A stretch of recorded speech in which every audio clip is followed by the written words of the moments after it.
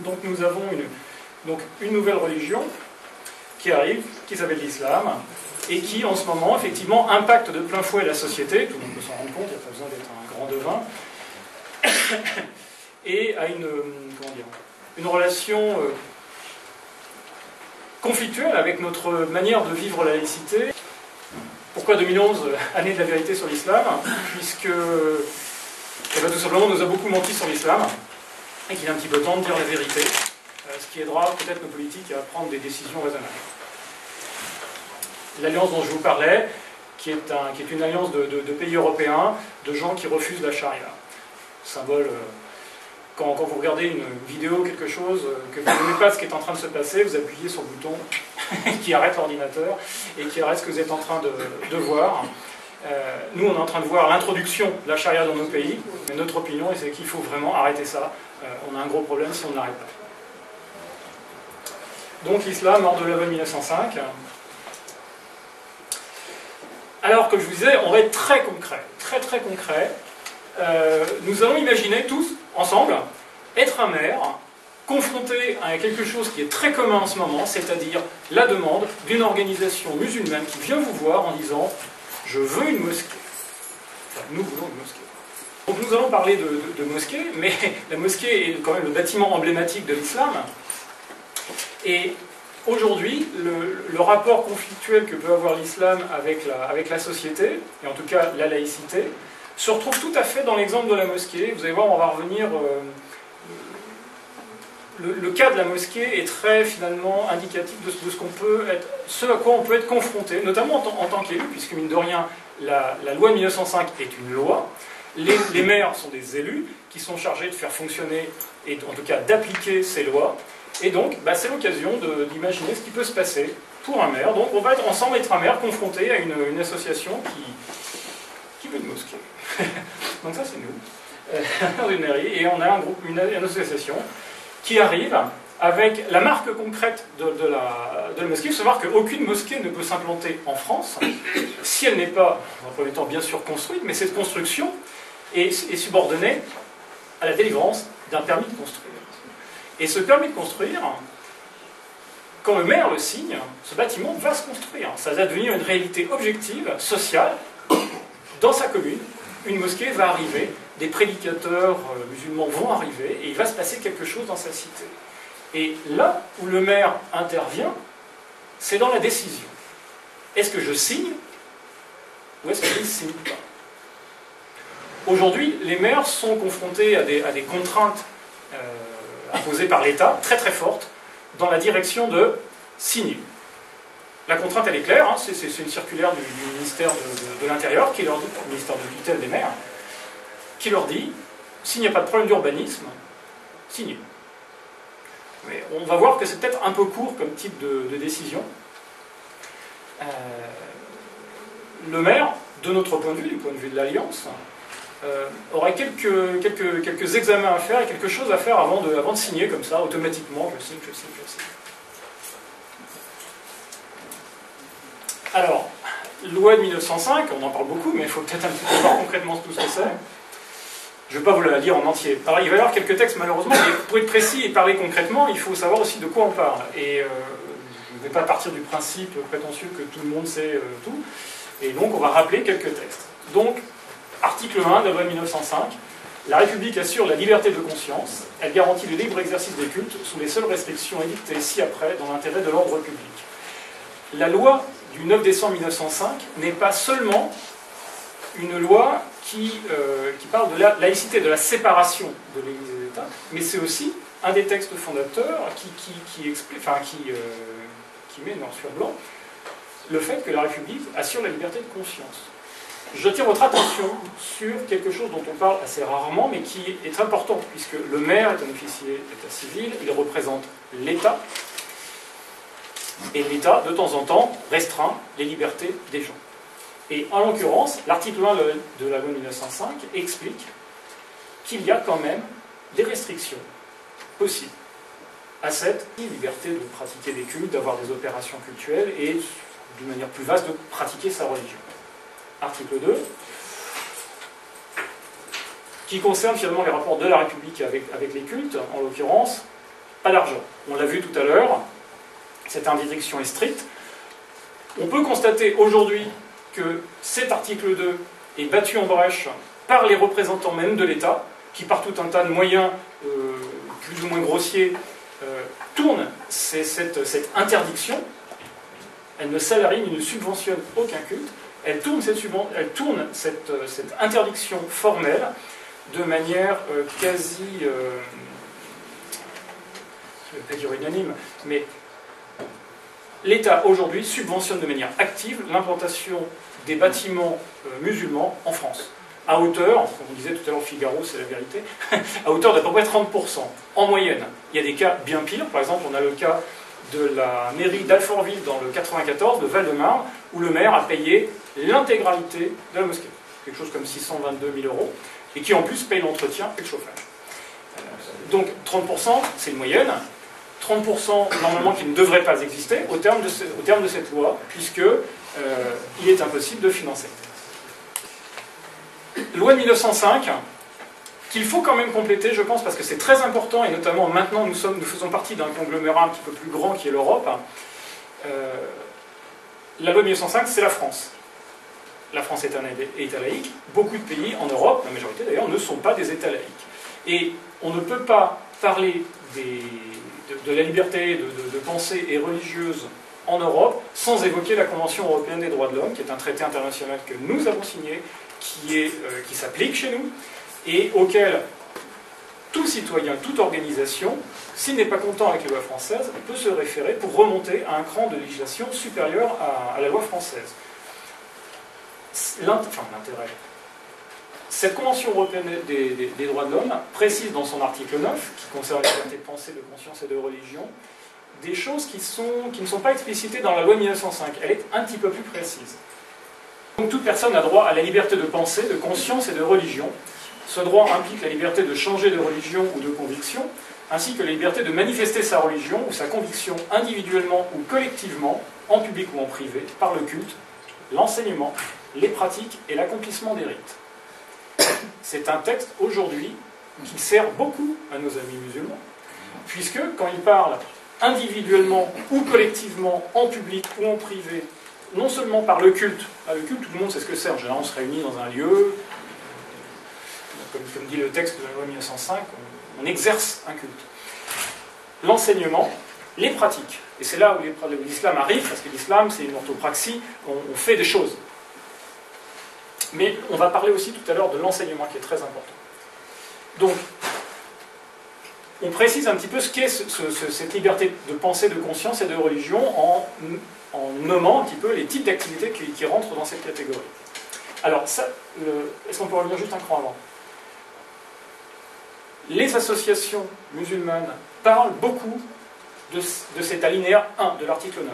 Par contre, elles vous parlent beaucoup moins de l'alinéa qui va suivre, qui est l'alinéa 2. Pourquoi ? Puisque l'alinéa 2 parle justement des restrictions qu'il peut y avoir à cette liberté.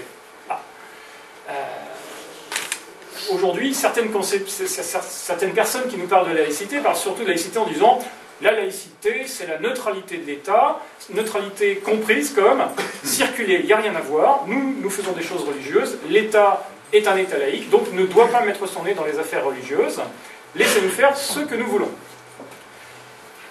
Eh ben non. Donc l'article 9, article 2, la liberté de manifester sa religion ou ses convictions, donc tout ce qui était mentionné dans l'article 1, ne peut faire l'objet d'autres restrictions que celles qui prévues par la loi. Il y a donc, de manière claire, des restrictions possibles prévues par la loi. Ceci dit, seule la loi peut restreindre la liberté religieuse en Europe, est considérée comme une liberté absolument, une des libertés fondamentales, très très importante, et seule la loi peut restreindre. Ça ne peut pas être un règlement, ça ne peut pas être une directive, des choses vagues, ça doit être la loi. Donc, prévu par la loi.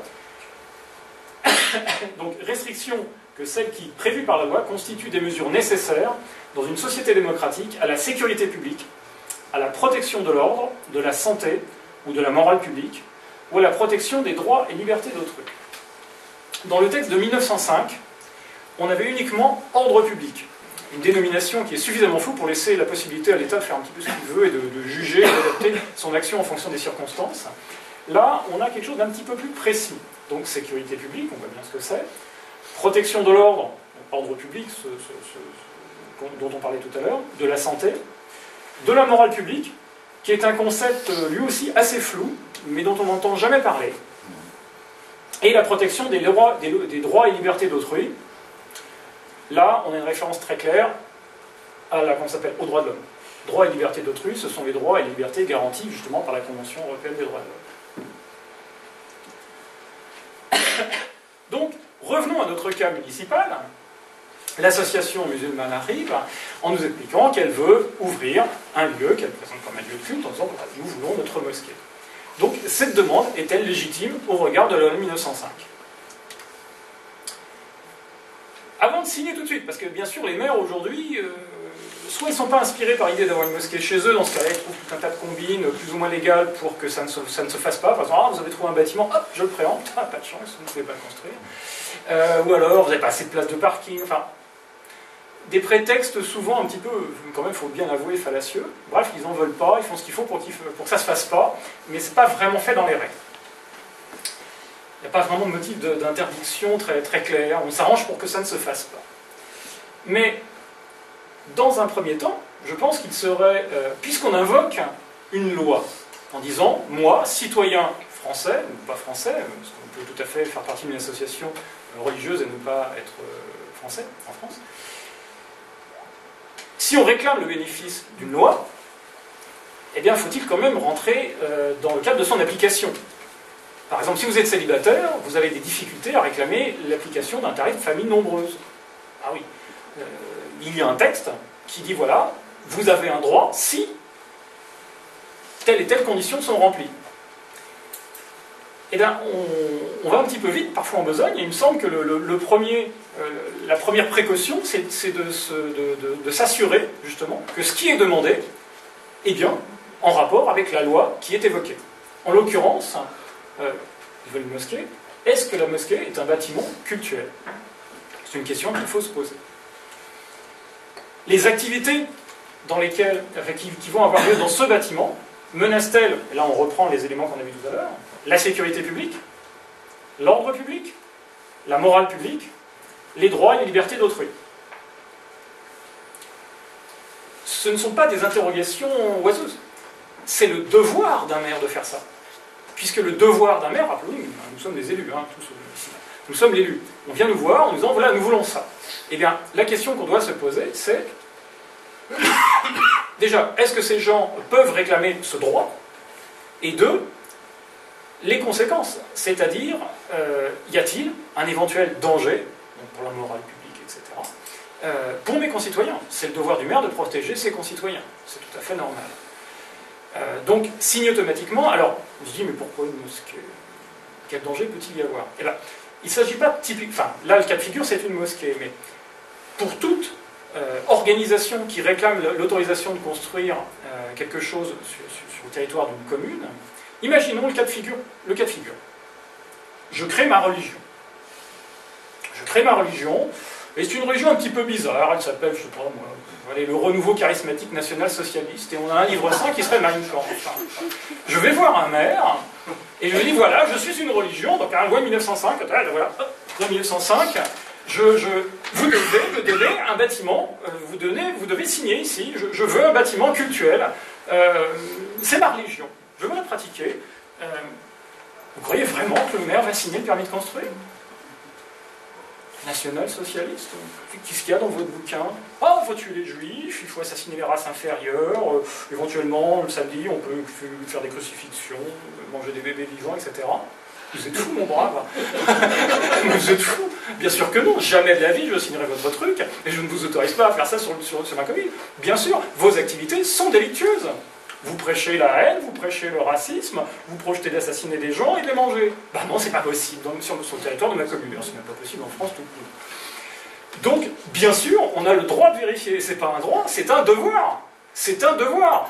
Et il faut bien se rendre compte, donc là on revient à notre cas de figure de l'association musulmane, il faut bien se rendre compte que dans le monde islamique, il y a quand même des gens comme Ben Laden. Bon, il y en a un de moins maintenant. Mais il y a des gens qui mettent des bongs, il y a des gens qui en égorgent d'autres, Des têtes. qui coupent des têtes, oui, enfin. Il y a ça aussi dans l'islam. Il n'y a pas que ça, bien sûr, mais il y a ça aussi. Et donc, il serait peut-être judicieux de vérifier que ce n'est pas justement une branche de ce mouvement-là, dans l'islam, qui vient s'implanter chez vous, et qui va vous prêcher du djihad, de l'assassinat de mécréants, etc., etc., etc. C'est une mesure, je dirais, évidente de protection de ses concitoyens, de s'informer un minimum sur ce qui va se passer dans un bâtiment. C'est pas parce que c'est un bâtiment cultuel qu'il ne peut pas y avoir de trouble à l'ordre public. Et on va le voir tout à l'heure, la loi de 1905 prévoit ça. Les activités cultuelles en France sont sous la tutelle du ministère de l'Intérieur. Elles n'échappent pas, sous prétexte que c'est une religion, au contrôle et au devoir logique de respecter la loi. Donc, a-t-on le droit de vérifier la légitimité des activités des associations cultuelles? Oui, bien sûr, évidemment. La preuve. Donc, loi 1905, article 25. Les réunions pour la célébration d'un culte tenues dans les locaux appartenant à une association cultuelle ou mis à sa disposition sont publiques. Elles sont dispensées des formalités de l'article 8 de la loi du 30 juin 1881. Je fais ça très rapidement. À chaque fois qu'on organise quelque chose comme ça, on est censé avoir un bureau de 3 personnes qui s'assurent qu'il n'y a pas de problème, etc. Donc ça, c'est supprimé, donc ce sont les formalités. Mais reste placé sur la surveillance des autorités dans l'intérêt de l'ordre public. La loi de 1905 exprime très clairement que les activités, en l'occurrence culturelles, sont sous la surveillance des autorités. Bien sûr, l'État français, la loi 1905 donne les outils légaux à l'État pour s'assurer qu'il a le droit de s'assurer que ce qui se passe est légal. Et oui, parce que l'association qui vient nous voir, voilà ce qu'elle nous vend. Elle nous vend une mosquée, qui est un lieu de culte. Elle nous vend en général un centre culturel qui est quelque chose de séparé, hein, bien sûr c'est séparé, on sépare bien le cultuel du culturel. Et tout ça, c'est tout à fait conforme à la loi de 1905. Il y a écrit ici loi de 1905. Et tout ça, ce petit montage, est tout à fait conforme à la loi de 1905. On vous l'assure, pas de problème. Signez le permis de construire. Ça, c'est ce qu'on nous vend. Alors, vous avez peut-être remarqué une espèce de chose, on dirait qu'il y a des trucs derrière. Qu'est-ce que ça peut bien être? Alors, je vous fais remarquer que, voilà, on nous a présenté le centre culturel, très souvent les grosses mosquées, il y a une mode de grosses mosquées en ce moment qui est en train d'arriver en France, sont toujours systématiquement accolées, c'est un projet toujours joint, à un centre culturel. Et on nous dit, attention, la loi 1905, nous, on respecte, c'est sérieux, le centre culturel, il est bien séparé de la partie culturelle. Okay. Donc tout ça, ça rentre tout à fait dans le cadre de la loi 1905. Nous voulons un lieu de culte, pas de problème. Le centre culturel est bien séparé. Tout ça, c'est conforme. Ça, c'est ce qu'on nous vend. Bah, maintenant, on va regarder un petit peu les choses qui sont là. La réalité. Alors, précaution, pour éviter les procès, je ne prétends pas que toutes les mosquées ressemblent exactement à ce que je vais décrire tout de suite. Je dirais là, c'est une espèce de modèle archétypal qui prend tous les cas de figure, mais qui, si on prend différents éléments, différentes mosquées à différents endroits, pas forcément en Europe, mais en tout cas, enfin pas forcément en France, mais aussi en Europe, on s'aperçoit qu'on a un schéma comme ça, une espèce de schéma archétypal qu'on retrouve, plus ou moins présent en fonction des circonstances, mais vous allez voir. Donc, le voilà, ce lieu cultuel dont on parlait au début, dans lequel se pratiquent des activités cultuelles. Prière du vendredi, choses comme ça. Ça, effectivement, ça rentre dans la loi de 1905. Mais derrière, qu'est-ce qu'on a? Un QG politique. Parce que une mosquée, avez-vous déjà regardé un plan de mosquée? Les grosses mosquées là, qui se construisent en ce moment, les projets de Marseille, Annemasse, etc., ces espèces de gros trucs qui font 2000 mètres carrés, voire plus. 2000 mètres carrés. Est-ce qu'il y a un grand dôme avec 2000 mètres carrés de salle de prière? Non. Vous avez un endroit qui est dédié à la prière et des salles de réunion, on ne sait pas, des salles, plein de pièces, des centres de conférences, des salles de réunion, etc. À quoi sert tout ça? Eh bien, de QG politique. vous avez effectivement le centre culturel musulman qui est accolé, qui sert bien souvent à ça. Vous avez un centre administratif, vous avez un tribunal de la charia, et pour les gens qui n'ont pas de chance, vous avez aussi un centre militaire, comme par exemple en Italie, il y a eu plusieurs imams de mis en prison, condamnés pour terrorisme, et mis en prison, parce que dans les mosquées, tout simplement, ils entraînaient les gens à faire des explosifs.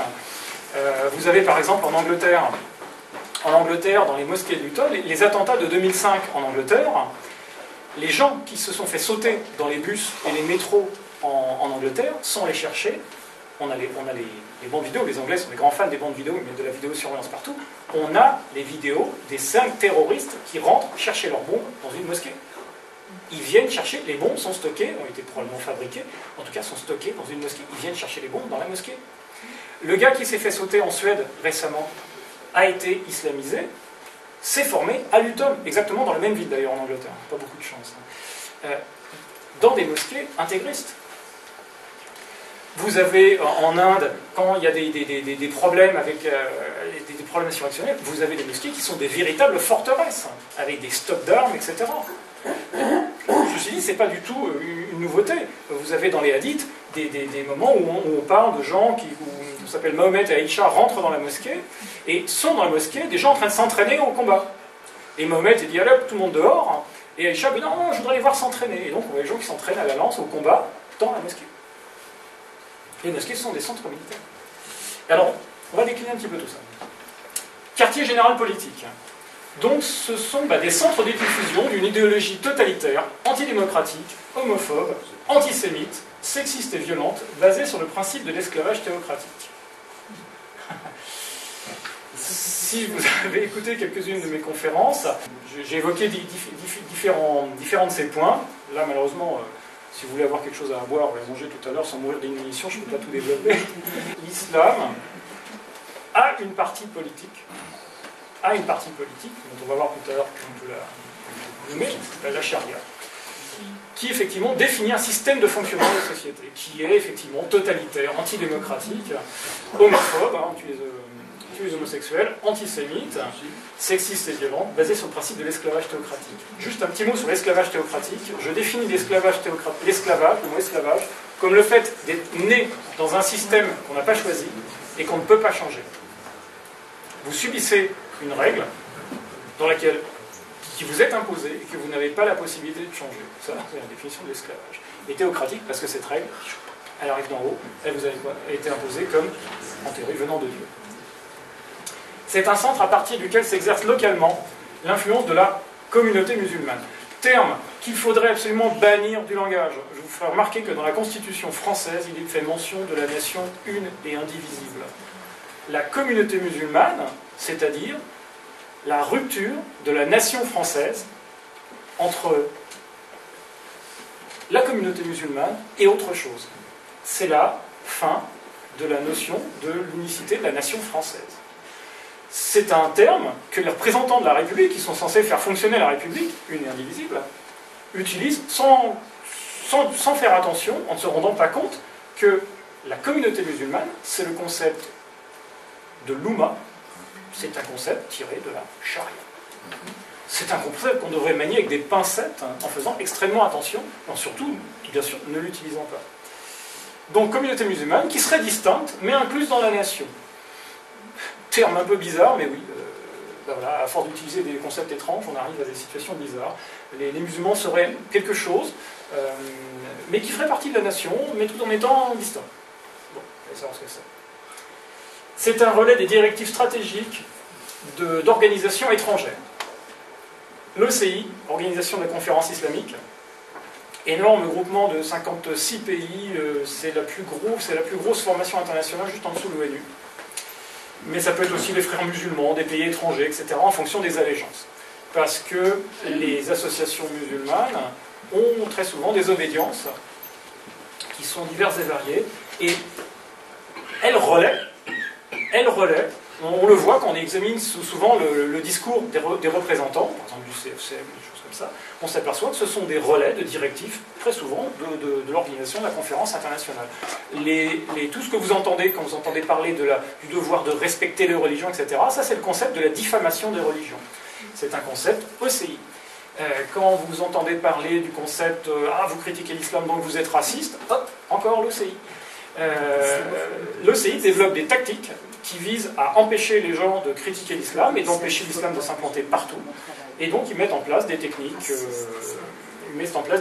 et nos associations, ici en France, et ben ma foi, reprennent ces mots d'ordre, reprennent ces tactiques. Et donc on a effectivement, quartier général politique, des gens qui, chez nous, fonctionnent comme des relais d'organisations étrangères. Et enfin, c'est un centre de lobbying politique. Par exemple, dans des conflits internationaux comme celui israélo-palestinien, irakien et compagnie, vous avez des gens qui font du lobbying dans un sens, en disant voilà, eh bien nous sommes de ce côté-là. Alors, je vous rappelle quand même qu'on était en train de parler de bâtiments cultuels. Et qu'un conflit, par définition, à moins qu'on soit dans un conflit ouvert décrit comme une guerre de religion, ce qui pour l'instant n'est pas le cas, vous voyez, pour l'instant les conflits sont politiques, eh bien vous avez des organisations de type religieuse, qui se définissent comme religieuses, quand elles réclament une mosquée, qui prennent des partis clairs dans des conflits politiques. Donc, conflits internationaux, étrangers, mais aussi locaux. Vous avez un intense travail d'influence politique locale, que reconnaissent d'ailleurs les élus. J'étais à une réunion du côté d'Annemasse au début de l'année, où on avait justement une réunion qui parlait d'un projet de mosquée. Et on voit le maire, qui ne faisant pas attention à ce qu'il dit, nous explique que le représentant de la mosquée, ici, est un partenaire politique depuis de longues années. Wow, fantastique. Et après, on a ces représentants religieux qui réclament à ce maire, au nom de la loi de 1905, de séparation de l'Église et de l'État, donc de la politique et de la religion, qui vous réclame la construction d'une mosquée.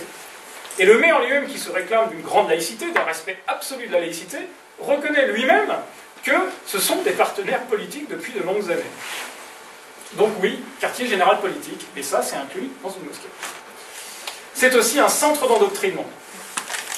Mémorisation du Coran, enseignement de la Sunna, diffusion des règles de la charia, très important, diffusion des règles de la charia dans notre société, diffamation des principes républicains, diffamation de la démocratie, diffamation des droits de l'homme, diffamation des mécréants.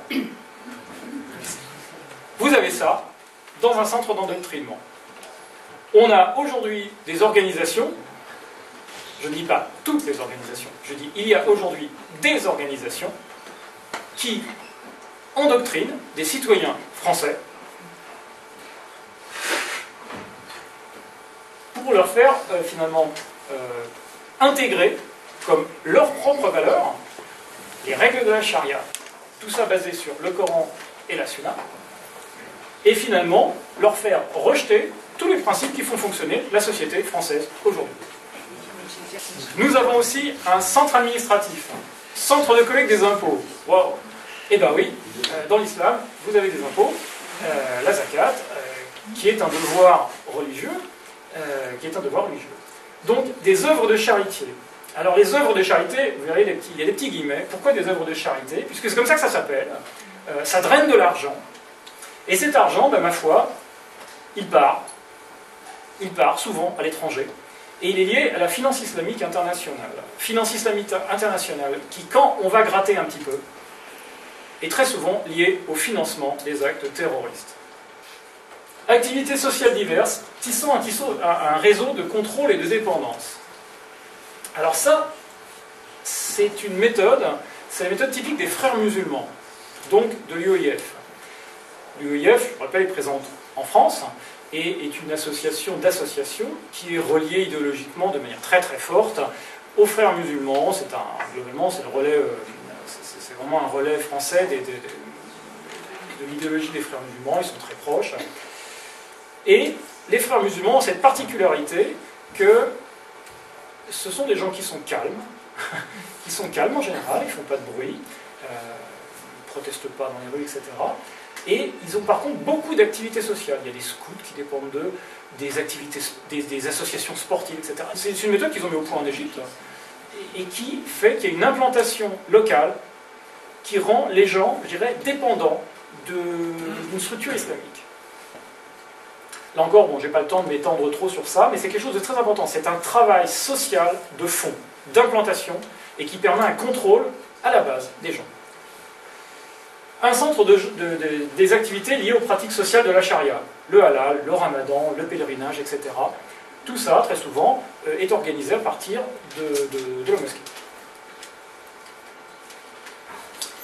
Et enfin, la mosquée sert assez souvent d'intermédiaire relais entre la société civile et les musulmans.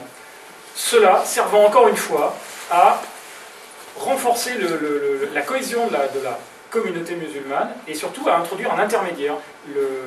On n'encourage pas le musulman à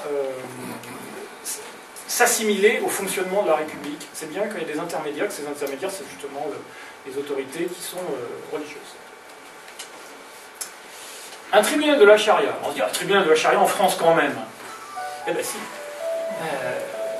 Non seulement en France, mais en Europe. Il faut savoir que le tribunal de la charia est un composant quasiment indissociable de l'activité normale d'une mosquée.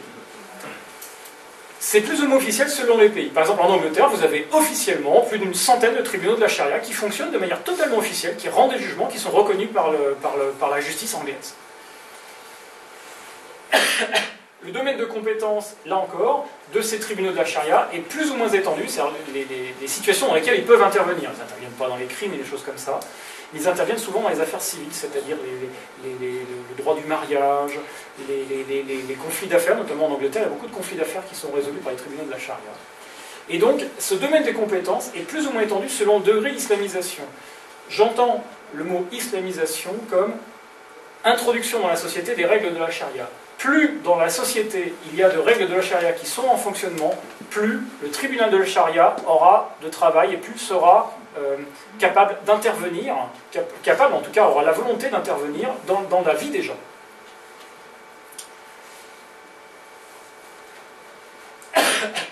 Donc je disais en France, oh mon Dieu, quelle horreur des tribunaux de la charia. Eh bien si. Activité, c'est une activité qui est annoncée en France. Le texte que je vais lire, vous pouvez le trouver sur Internet, sur le site de la Grande Mosquée de Paris.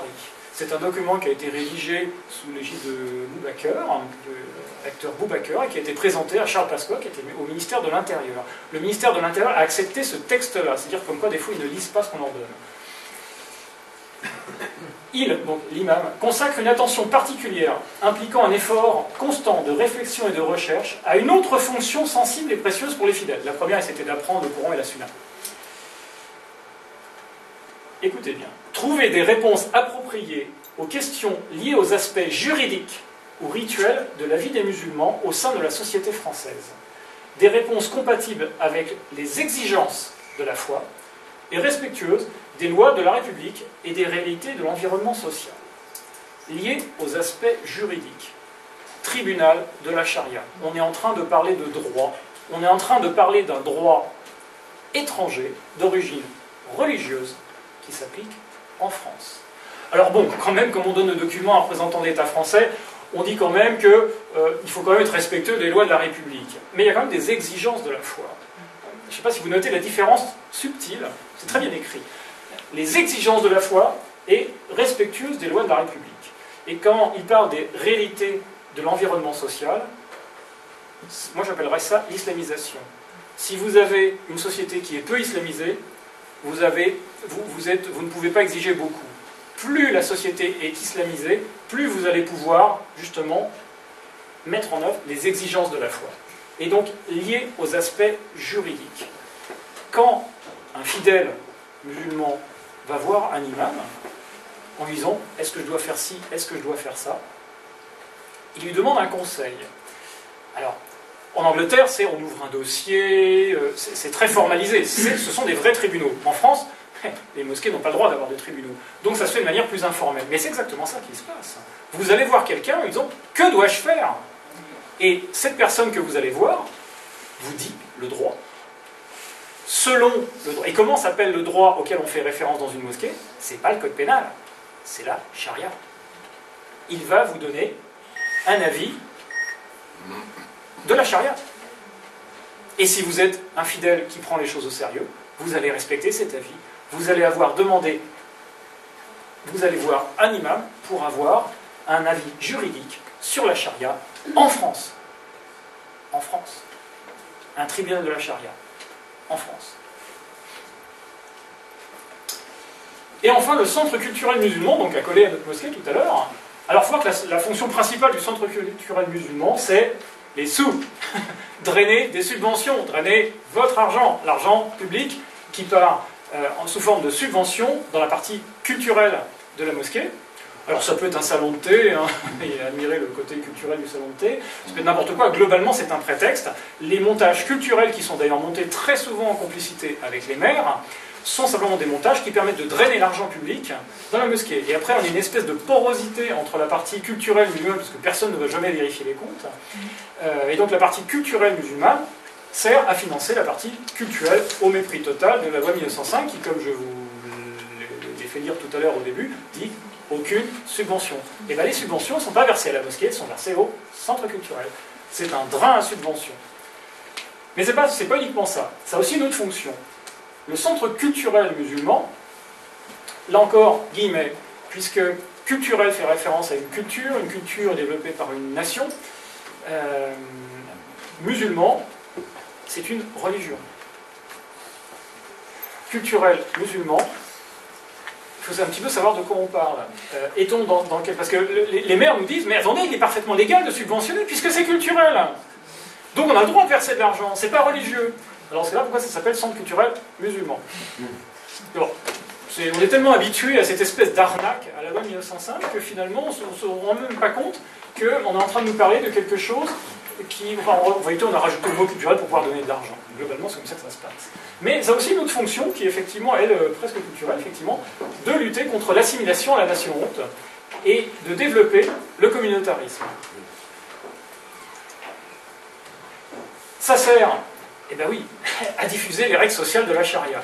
Puisque la règle religieuse, oui, mais l'islam, c'est aussi tout un tas de règles, et les règles de la charia sont aussi des règles basiques de fonctionnement dans la société, c'est-à-dire ce que je dois manger, du halal, etc. Ce sont des règles sociales, et ces règles sociales sont diffusées par les centres culturels, par les mosquées. Quand on vous parle de découvrir le monde culturel islamique ou choses comme ça, on vous parle de quoi? On vous parle d'une société qui applique les règles en général de la charia, enfin tout le monde qui essaye.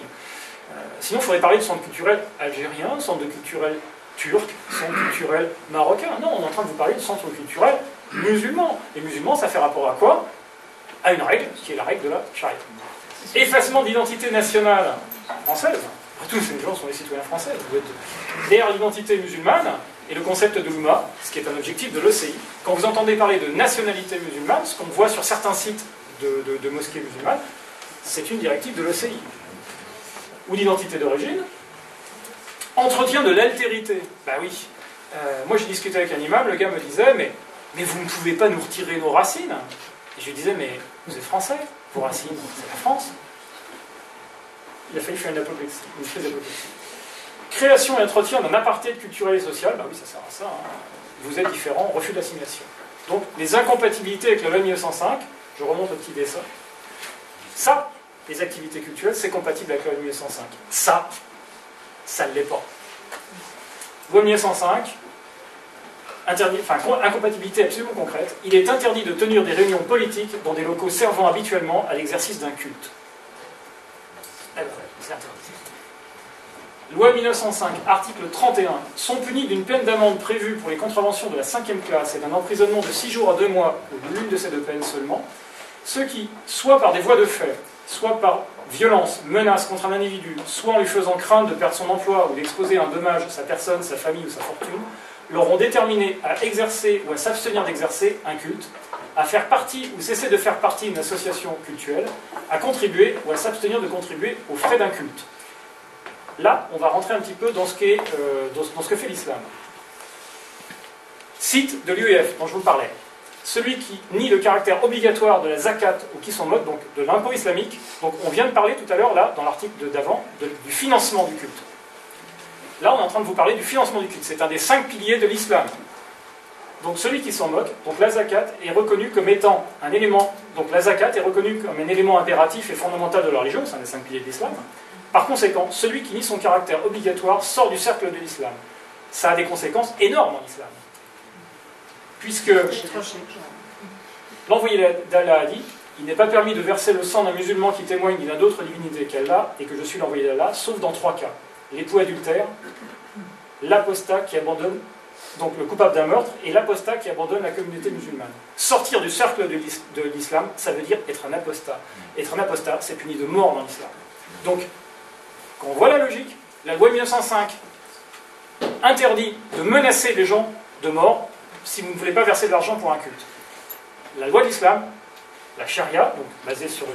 Je rappelle que les Saïd Boukhari, ça fait partie des hadiths, et ce sont des hadiths qui sont... Les hadiths sont la base de la charia. Mais citons la charia. Charia, droit canonique officiel. Là, je vous parle d'un livre qui est reconnu par l'université Al-Azhar, qui fait... Donc, Reliance of the Traveler, c'est un texte qui est reconnu dans les tribunaux charia, utilisé aujourd'hui dans les tribunaux charia de manière officielle. Donc, chapitre O, 8.1. Quand quelqu'un qui a atteint la puberté et saint d'esprit apostasie volontairement de l'islam, il mérite d'être tué. Ça, c'est l'islam officiel. 08.4. Il n'y a pas d'indemnité due pour le meurtre d'un apostat ou d'une quelconque expiation, puisque c'est tuer quelqu'un qui mérite la mort. Si vous êtes un musulman et que vous tuez un apostat, on ne vous reproche rien. 1905, article 35. Si un discours prononcé ou un écrit affiché ou distribué publiquement dans les lieux où s'exerce le culte, éventuellement une mosquée, contient une provocation directe à résister à l'exécution des lois, ou aux actes légaux de l'autorité publique, ou s'il tend à soulever ou armer une partie des citoyens contre les autres, le ministre du culte qui se sera rendu coupable aura des problèmes. Soulever ou armer une partie des citoyens contre les autres. Que dit l'islam? Charia, droit coranique officiel. Chapitre djihad. 09.1. Le djihad est une obligation communautaire. C'est ce qu'on apprend aux musulmans. 09.4. Ceux qui sont appelés à accomplir le djihad, quand c'est une obligation communautaire, puisque des fois c'est une obligation individuelle. Là, sont tous les hommes valides ayant atteint la puberté et saint d'esprit. 9.6. C'est une offense de conduire une opération militaire contre tous les non-musulmans hostiles sans la permission du calife. Toutefois, s'il n'y a pas de calife, aucune permission n'est requise. Il faut remarquer qu'aujourd'hui, il n'y a pas de calife. Ce qui veut dire que tout mâle ayant atteint la puberté et saint d'esprit a le devoir, il n'y a pas de calife, dans le cadre d'une obligation communautaire. C'est l'obligation communautaire, c'est qu'il doit y avoir un djihad qui se fait. On ne dit pas exactement qui doit faire quoi, mais la communauté doit produire un effort de djihad. C'est obligatoire. Objectif du djihad. Parce que des fois, il y a des gens qui ont un doute, parce qu'on dit, oh, le djihad, c'est une espèce de combat intérieur, patati patata. 09.8. C'est de l'officiel, ça. Hein. Le calife fait la guerre aux juifs, chrétiens et zoroastriens, jusqu'à ce qu'ils deviennent musulmans ou qu'ils payent la taxe des non-musulmans. Je n'entrerai pas dans les détails, puisqu'on n'a pas le temps. 9.9. Le calife combat tous les autres peuples, jusqu'à ce qu'ils deviennent musulmans. Donc ça couvre les deux cas de figure. Soit vous êtes juif, chrétien ou musulman, et on vous fait la guerre, soit vous ne l'êtes pas, et on vous fait la guerre. La seule modification, juste un cran avant, c'est que là, quand on fait partie du premier club, on a le droit de continuer à ne pas être musulman si on paye. Les autres, non. Donc, islam et loi 1905, deux cas possibles. Est-ce que l'islam contient de la charia? Et là, nous étions les maires. On est dans le cas de figure d'une association qui vient vous voir en disant « Moi, je pratique l'islam. » Ok. Et bien, ce qu'il faut vérifier, c'est est-ce que votre islam contient la charia? Donc, islam avec charia, cas de figure, mosquée et Convention européenne des droits de l'homme. Est-ce un bâtiment cultuel? Eh bien, uniquement partiellement. Puisque si on applique la charia, on a le petit schéma de tout à l'heure. C'est-à-dire que la partie culturelle, c'est juste au milieu. Et après, il y a tout ce qu'il y a autour. Donc, est-ce un bâtiment cultuel? Ben, pas tout le temps. Ces activités menacent-elles la sécurité publique? Oui. L'ordre public? Oui. La morale publique? Bien sûr. Les droits et libertés d'autrui? Évidemment. Donc, on a quand même un léger problème vis-à-vis de la loi 1905. Là, monsieur, cette loi 1905. Ça, c'est la Convention européenne des droits de l'homme. Et maintenant, avec la loi de 1905, donc la Convention européenne des droits de l'homme s'applique en France. Hein. Et avec la loi de 1905, les gens qui pratiquent la charia, On est rapide. Mais vous faites mention de la CDH, Absolument. vous faites mention de la loi de 1905, Oui. et je ne suis pas certain que vous ayez conscience de l'endroit où vous êtes. En fait. Vous êtes chez des catholiques traditionnalistes, pour la plupart maurassiens. Non, et alors, je suis invité, j'expose mon point de vue. C'est vrai qu'il y a la Convention européenne des droits de l'homme qui sont des sens maçonniques. Mais personne ne nous empêche de ne pas être d'accord. Le fait est, monsieur, que ce sont des lois et des textes qui s'appliquent aujourd'hui dans notre pays. Non, c'est juste la raison pour laquelle j'aurais aimé avoir le temps de dire quelques mots après votre intervention. Si vous pouvez... C'est terminé dans 3 minutes chrono. Donc, l'islam rentre-t-il dans la loi de 1905 s'il contient la charia? Non, parce qu'il viole de manière évidente les articles 26, 31 et 36 dont je vous ai parlé tout à l'heure. Donc non, l'islam ne rentre pas. L'islam avec la charia ne rentre pas dans le cadre de la loi de 1905. Réclamer une mosquée ou un lieu de culte au nom de la loi de 1905, si vous appliquez la charia, est un abus de droit. Vous n'avez pas le droit de réclamer l'application de la loi de 1905 si votre islam contient la charia. Et c'est ça que le maire doit vérifier. Et dans le deuxième cas, islam sans charia, eh bien oui, c'est compatible avec la CEDH et ça respecte la loi de 1905. Le problème, c'est que... Il n'y en a pas.